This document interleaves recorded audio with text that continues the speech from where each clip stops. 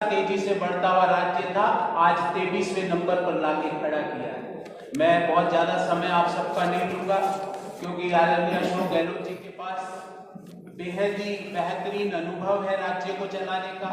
वो best practices जो उन्होंने राजस्थान में चलाई और किस तरह राजस्थान की सरकार वहां के लोगों के लिए जन उपयोगी योजनाएं बना रही है उसके बारे में आपको बताएंगे।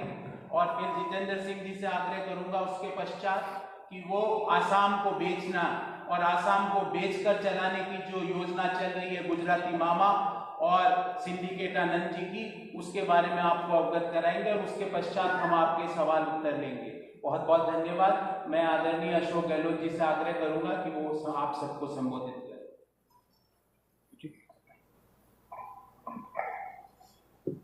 नमस्कार, आप सबका स्वागत है। तमाम मेरे साथी बैठे हुए हैं, अभी परिचय दिया आपको। मुझे भी सौभाग्य मिला कि मैं भी आपके बीच में आऊँ और 2 बातें कहूँ।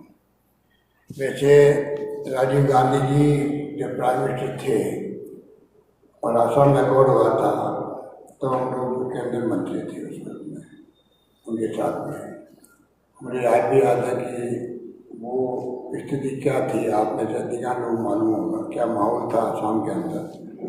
और बड़ी चिंता थी पूरे मुल्क को, एक तरफ खालिस्तान की तरफ स्थिति थी, आसाम के अंदर आग लगी हुई थी, पता नहीं क्या होगा आने वाले वक्त, ये माहौल था। उस माहौल में जिस प्रकार से इंदिरा जी ने अपनी जान दे दी तो खालिस्तान ने करने दिया। राजीव गांधी जी ने बहुत ही मेटिकुलसली सोच करके जो फैसले किया असम अकॉर्ड का, वो भी इतिहास बन गया। क्योंकि सरकार चली गई कांग्रेस की, परंतु आसाम बच गया और नई सरकार बनी आंसू की। उसके बाद में तरुण गोगोई साहब का चीफ मिनिस्टर बने, तब भी मैं आया था 2000 के अंदर, जब मैं मुख्यमंत्री था राजस्थान का। और 15 साल तक तरुण गोगोई साहब ने अपने अनुभव से जिस प्रकार से आसाम का नक्शा बदला, शांति स्थापित की, माहौल ठीक किया, विकास की गंगा बहाई, वो इतिहास आपके सामने, मुझे कहने की आवश्यकता नहीं, मुझसे ज़्यादा आप जानते हैं। और फिर अचानक ही जिस प्रकार से धोखा देकर के सरकार के अपने लोग जो थे वो चले गए अपने स्वार्थ से, निजी स्वार्थ से। और उसके बाद में 5 साल के इतिहास भी आप जानते किस प्रकार से मणिपुर में, गोवा के अंदर, जहाँ जहाँ उनका बस चला वहाँ जिस प्रकार से मेजॉरिटी किसी पार्टी की थी, सरकार किसी की बनी। कर्नाटक में, मध्य प्रदेश देख लिया आपने क्या हो रहा है। तो आज़ादी के बाद में पहली बार ऐसे लोग आए सत्ता में, आरएसएस और बीजेपी के, जो फासिस्ट लोग हैं, जिनका कोई यकीन नहीं लोकतंत्र के अंदर, लोकतंत्र का मुखौटा पहने हुए हैं और शासन कर रहे हैं।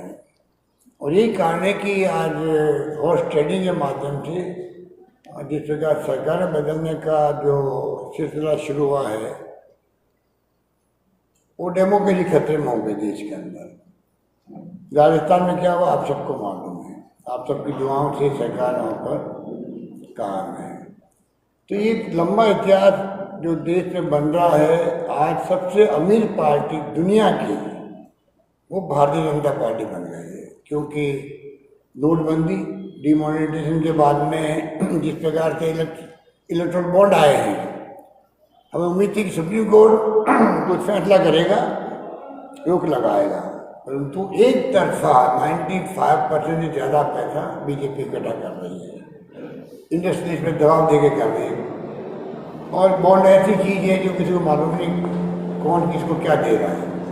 उन हालातों के अंदर देश चल रहा है, ये बहुत चिंता का विषय बना हुआ देश के लिए। एक तरफा साधन उनके पास में, इसलिए मैंने कहा पूरे वर्ल्ड की सबसे अमीर पार्टी बीजेपी आज है और धन बल के आधार पर राजनीति कर रही है, सरकार बदलने का भी, हॉर्स ट्रेडिंग का भी। वो आप खुद देख लो क्या क्या हो रहा है। बंगाल में क्या हो रहा है, आसाम में क्या हो रहा है। बंगाल में 2 महीने से जिस प्रकार के जिस प्रकार के धन के प्रदर्शन से, भौंडे प्रदर्शन से सरकार बदलने का, कैप्चर करने का नाटक हो रहा। तो मैं आपको यही कहना चाहूँगा कि आज चारों ओर जो दबाव है, चाहे जुडिशरी हो, चाहे सीबीआई हो, चाहे इनकम टैक्स हो, चाहे ईडी हो, चाहे इलेक्शन कमीशन क्यों नहीं हो, सब पे दबाव हो गया। ये डेमोक्रेसी में कभी होता नहीं है। इसलिए आज सरकार से कोई असहमत है या क्रिटिसाइज कर देता है, सरकार की आलोचना कर देता है, वो देशद्रोही है। आपके पत्रकार, एक्टिविस्ट, एनजीओ वाले कई जेल में बैठे हुए हैं देश के अंदर, और टेलीफोन, मोबाइल से कोई बात नहीं कर पा रहा है। देश के अंदर लोग कहते हैं भाई आप व्हाट्सएप पे बात कर लो उनसे या फेस टाइम पे बात करो। इस माहौल में देश आज चल रहा है और 5 राज्यों में चुनाव हो रहे हैं। तो वहाँ तमिलनाडु, पांडिचेरी और मैं समझता हूँ कि केरला में तो बीजेपी का कुछ होने वाला नहीं है, और असम में और बंगाल के अंदर वो पूरी शक्ति झोंके हुए हैं। वहाँ पूरा यकीन है कि दोनों जगह बीजेपी की सरकार नहीं बनने वाली है। बंगाल में नहीं बनने वाली है और आसाम में सरकार कांग्रेस की बनाएगी, हमें पूरा यकीन है। सुबह मैं देख रहा हूँ, जैसे दोपहर से आया हूँ, लोगों का मिलना जुलना, जो कार्यकर्ता में उत्साह है, लगता है कि अब सरकार कांग्रेस की बन सकती है। तो संसद में बात यही है कि हम अपील करना चाहेंगे आसाम वासियों से कि आसाम के भी इंटरेस्ट में है और आसाम का और बंगाल का मैसेज जाएगा पूरे देश के अंदर। तो जो इनकी फासिस्टी सोच है और जो इनका अप्रोच है, उस पर झटका लगेगा इनको कि जनता समझ चुकी है इनकी चालों को। इनकी चाल, चरित्र, चेहरा, बीजेपी का चाल, चरित्र, चेहरा बड़े गर्व करते थे, पूरी पोल खुल चुकी है और पूरी तरह एक्सपोज हो रहे हैं। और प्रधानमंत्री नरेंद्र मोदी जी का खुद का ग्राफ नीचे आ रहा है, ऐसा माहौल देश में बन चुका है। मैं उम्मीद करता हूँ कि बंगाल और आसाम के लोग बहुत समझदार है, समझते हैं देश में क्या हो रहा है। देश के हित के अंदर वो कांग्रेस को सपोर्ट करेंगे और बीजेपी को एक सबक सिखाएंगे, मुझे विश्वास है। धन्यवाद।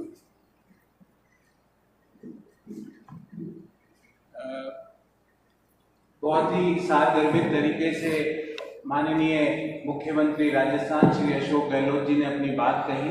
अब मैं आग्रह करूंगा हमारे कांग्रेस पार्टी के महासचिव और असम के इंचार्ज श्री जितेंद्र सिंह जी से कि वो आप सब लोगों को संबोधित करें।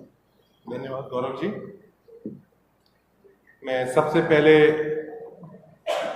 राजस्थान के ओजस्वी मुख्यमंत्री श्री अशोक गहलोत जी का, श्री गोविंद सिंह जी डोटासरा जो हमारे प्रदेश कांग्रेस कमेटी राजस्थान के अध्यक्ष हैं और शिक्षा मंत्री भी हैं, उनके साथ साथ पधारे हैं श्री बीडी कल्ला साहब, हमारे बहुत ही वरिष्ठ नेता हैं, पीसीसी प्रेसिडेंट रहे हैं और हाल में बहुत सारे विभागों के हमारे कैबिनेट मिनिस्टर भी हैं विराजमान। हमारे उनका मैं बहुत बहुत स्वागत करता हूं, आपको धन्यवाद देता हूं।